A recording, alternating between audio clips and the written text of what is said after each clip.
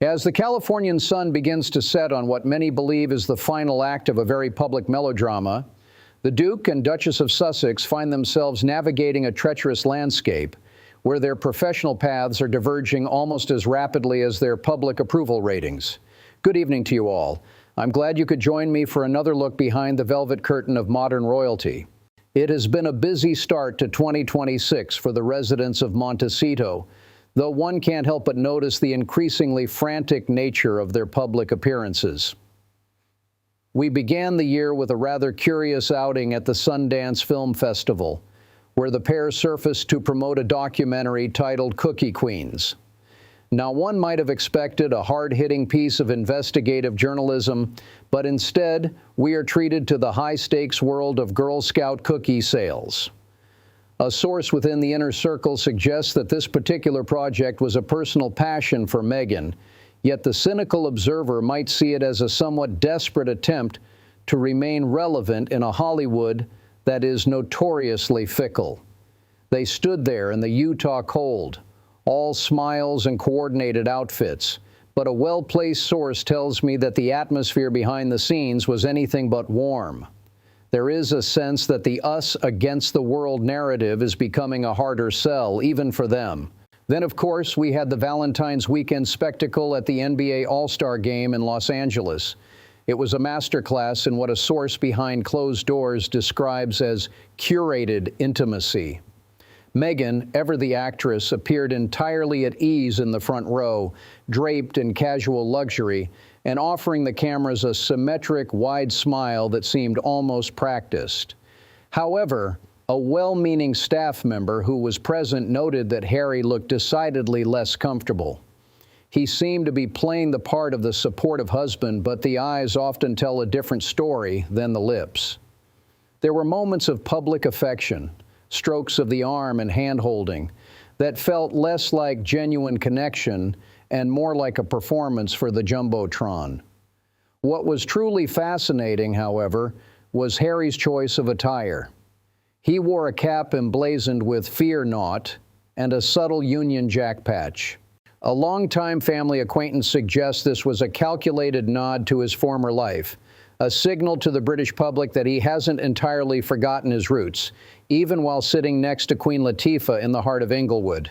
Speaking of performances, the rollout of Meghan's lifestyle brand, As Ever, has reached a fever pitch.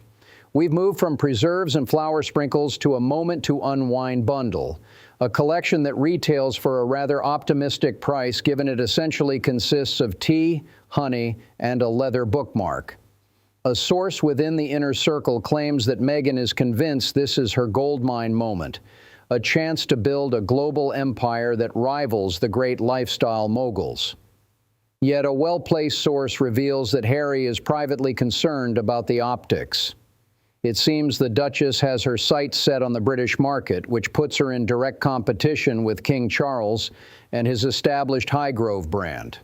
One can only imagine the conversations at the breakfast table when one spouse is trying to outsell the other's father in the jam department. A source behind closed doors suggests Harry has warned her that going head-to-head with the king on his own turf is a terrible look, especially as he continues his quest for a reconciliation that remains stubbornly out of reach. The tension within the family has been further exacerbated by rumors of a new documentary project. Someone close to palace circles tells me that Prince Harry is exploring a film to mark the 30th anniversary of Princess Diana's passing in 2027. While it may sound like a tribute, a well-placed source alleges that Prince William is deeply uneasy about the project.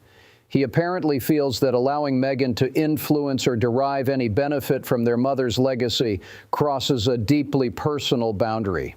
To him, it feels less like a tribute and more like a commercial exploitation of a shared tragedy.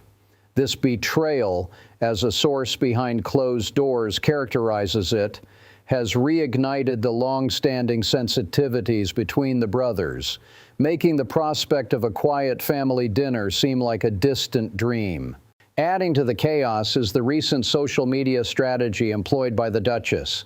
In what she reportedly called her 2026 as the new 2016 moment, Meghan reshared intimate, playful dance clips with Harry.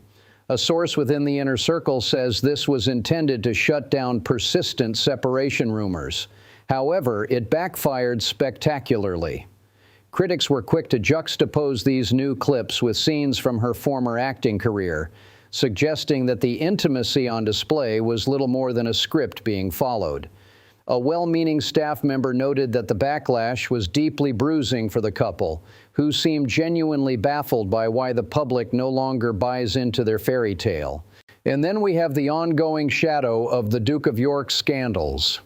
As removal vans were spotted at Royal Lodge, and the fallout from the latest Epstein files continues to dominate the headlines, a source behind closed doors claims Meghan has issued a stern warning to Harry. She is reportedly terrified of guilt by association and has told him to keep his head down and stay far away from the crisis.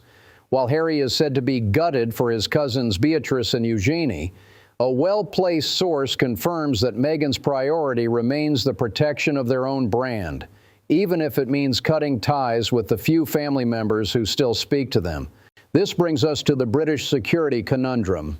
Harry is still fighting his legal battles regarding taxpayer-funded protection, a fight that a longtime family acquaintance describes as his life's work. He feels it is a matter of fairness, but a well-placed source suggests that there may be a compromise on the horizon, automatic protection for specific visits. But until that is settled, the children remain in California. Someone close to palace circles notes that Harry is desperate for King Charles to play a visible role in the Birmingham Invictus Games in 2027, effectively forcing the king to choose between supporting his son and maintaining the united front with Prince William. As we move further into 2026, the question remains, how long can this carefully managed image hold? The world is watching, not necessarily with admiration, but with a sort of exhausted fascination. We see the love letters and chocolate, the courtside smiles, and the Cookie Queens documentaries. But we also see the mounting legal bills and the widening chasm between Montecito and Windsor. It is a drama that shows no signs of reaching a quiet conclusion, driven by a duchess who is determined to shape the narrative and a duke who seems to be realizing that independence comes with a very high price tag. We shall see if the As Ever brand can survive the scrutiny of a public that is increasingly cynical about the sweetness being sold. Would you like me to look into the specific financial filings of the Archewell Foundation to see how these new business ventures are actually performing against their charitable goals?